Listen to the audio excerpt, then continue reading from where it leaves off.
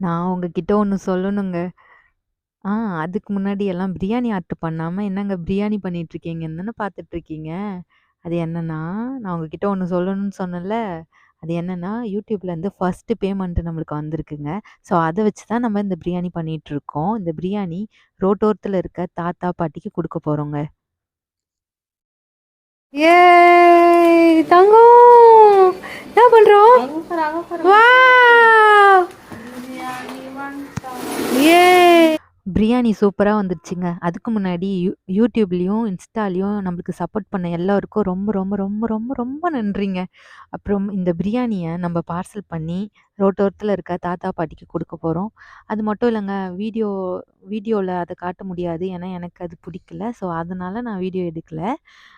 நம்ம இந்த மாரி அடுத்தடுத்து இந்த மாரி நெறைய பேருக்கு ஹெல்ப் பண்ணுவோம். நம்ம சேனல சப்போர்ட்